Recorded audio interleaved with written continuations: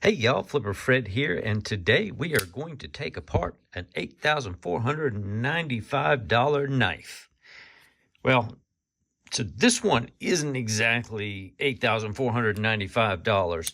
However, there's one that looks really similar to this, or mostly similar to this, that costs $8,495. I'll put it up on the screen for you.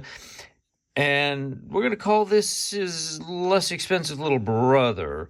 And we didn't exactly pay $8,495 for this. This, however, did claim to be a Shirogorov. And so I looked them up online and I said, well, let me learn a little bit more about this brand. And well, it has that funky little bear logo on it. So this must be a real Shirogorov, right? Well, it was a little less than $8,000.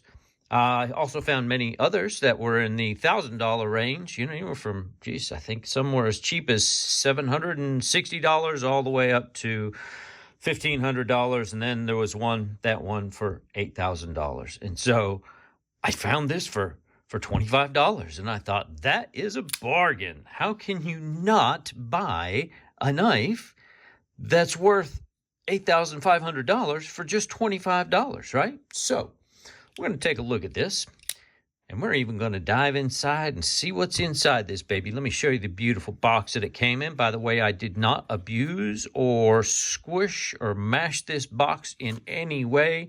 This is exactly how this knife came to me. It was luxuriously wrapped in this beautiful plastic sleeve to protect it and all the contents therein. Isn't that stunning? I think that's what they ship all the $8,000 knives in. I'm going to put the specs up on the screen here so you can see what we've got, what we're looking at. It did come true to form in the full open length. It does match what the original does. The blade, the blade was hard to tell because it depends on where you're measuring it from. So if I'm measuring the handle, I get that correct 5 inches length, right? And so then the question is, where are you measuring your blade from? Are you measuring it from this? If you're measuring it from the same point that you measured the longest handle from, then it matches up nicely at 3.75. Let me pull that over here at 3.75, right?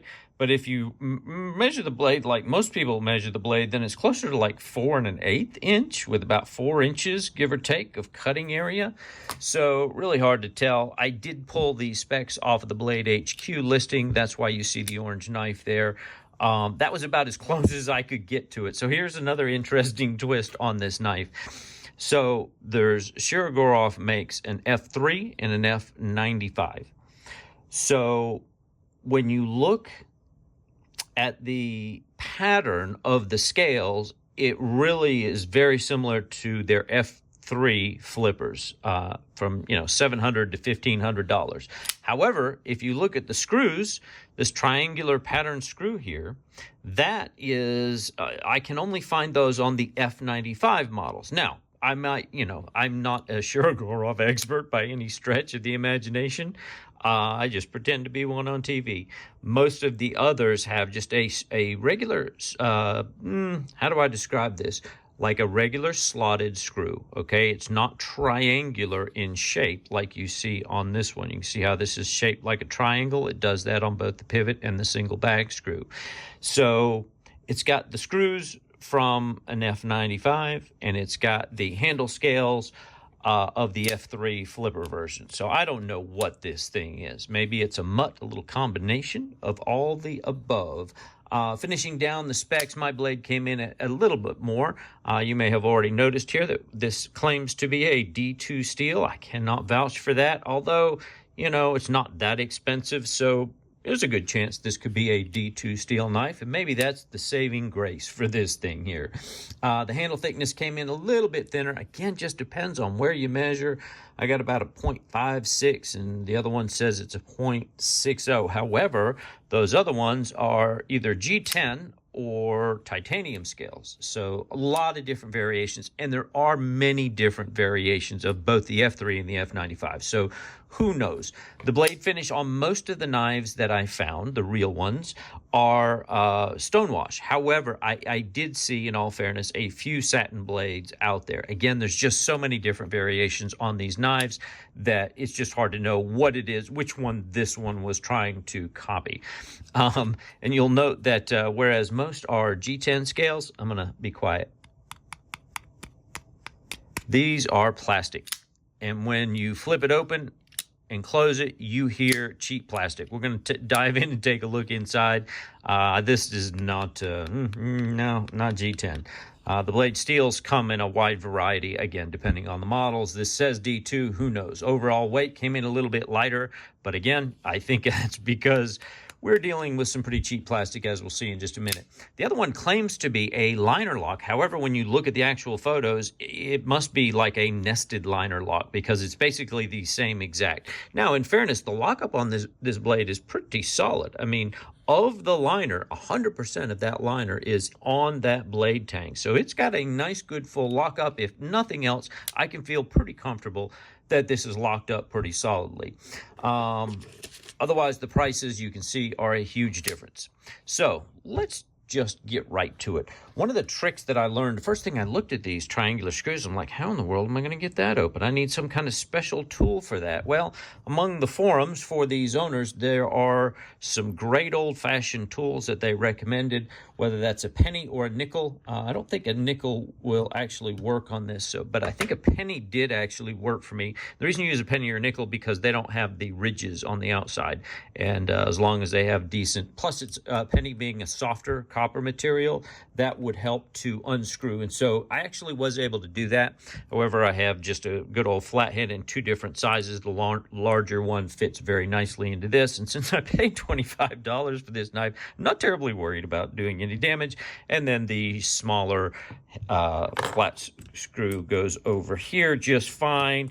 And these work, as you can see, like a champ to get these off. So let's take a peek under the hood of an $8,500 knife and see what they're putting in these bad boys. All right. Fortunately, nice and easy to get into. Just two simple screws. Look at the beauty. Behold the inside of these luxurious G10 scales. That looks very authentic, don't you think? And that is what you hear every time you open up this knife and close the knife. So we have obviously some very plasticky, very cheap scales. You do have, I don't know what kind of steel this is. It's a decent, I mean, it feels decent. I've already been in here. That's why there's kind of grimy fingerprints all around in there. It does have the studs. You have to give them credit. So the back spacer, of course, is not G10 either. That's just plain old plastic. I was curious if this worked in two different positions. So it almost looks like this was going to be a lanyard hole. It protrudes ever so slightly from the back of the knife. Should have pointed that out when I had it all together. But I do have to give them credit. They are running on bearings. And these are, decent bearings. I'm going to call they're as decent as just about any kind of bearings that you're going to get with a pocket knife. They're not fully enclosed, obviously, but they're in decent shape. Little brass bearings in there. And so I thought, well, at least if nothing else, they did bother to put them on bearings. You see the liner lock over here with the detent ball in there. Everything is fine, It is what it is. It's a knife, and it's got some steel, and it's got some plastic bits. That's what it is, That's exactly what it is. That's what you're getting here. I don't know what kind of steel. I can tell you the plastic bits aren't very good either. But, oops, forgot a piece there, didn't you, Buster? Take that thing back out. Let's get these high quality liner or back spacer in there. Drop it all back together. And look at that. Goes back together just like a champ. Let's see if I can make sure I'm getting a good connection to all that. And we'll drop the screws back on here. So, again, I guess the question is how close is it to the original? I'm going to say it's impossible to know the answer to that question. As I have been explaining here, there are so many departures, but there's also so many different variations. I'm just going to use this little screw for this big pivot screw for now. Let's talk about, are there any redeeming qualities? Let me tighten this back one up, one more twist. I didn't tighten that all the way up. I was waiting to get the pivot on. Are there any redeeming qualities? Of course, I just tightened it up, probably a little too much. It flips. I'll tell you, the detent on this thing is crazy strong. There's no jimping anywhere. This is probably the strongest detent on any knife I've ever flipped in my life. I mean, it's almost impossible to fail it because the amount of pressure it takes to break that thing out is enough that this heavy blade is just going to swing free. It's just going to swing all the way home by the time you break it out of that detent. It is fairly smooth on those bearings. Of course, now I just over-tightened it just a little, but it did swing, you know, fairly loose and free. I've flipped it quite a bit sitting at my desk. It's, yeah, it's all right. I mean, it's on bearings, and it's a big, heavy blade. It does, you know, go home, no problem. No issues there. The clip is the regular design. I don't even know if we looked at this side of the knife very much. This is just a plain steel pocket clip. It's not a very good one. Let me close the blade, and we'll take a closer peek at this way. However, it is angled to the side here. So if you can see, this side of the clip is raised higher than this side of the clip. So if you angle it when you put it into your pants, you can get just enough of that corner over your pocket to ride that thing home. It is a very stiff clip, like super stiff. Like I had to use a pry bar the first time just to get this thing lifted up off of my deluxe plastic scales. So the detent is really good. I mean, for a knife, it's the strongest detent on any knife that I've used. It's on bearings, so even, you know, crank down, it's going to slide home. Let's wrap this thing up and bring it home here. Well, the question is, do I recommend that you buy this? So, you know, if you're curious and you've got 25 bucks to blow, I'll tell you this. If you were stuck in a gas station somewhere and you had absolutely no knife and you needed a good full-size knife, which obviously this is, I have just a size large glove. I mean, D2 steel, it's long, it's pokey, it's flat ground. I mean, does it cut? Yeah, it'll cut. Let's show you that. We didn't even discuss whether or not the blade was sharp at all. So if nothing else, and you were, whoop, that's me, cutter error.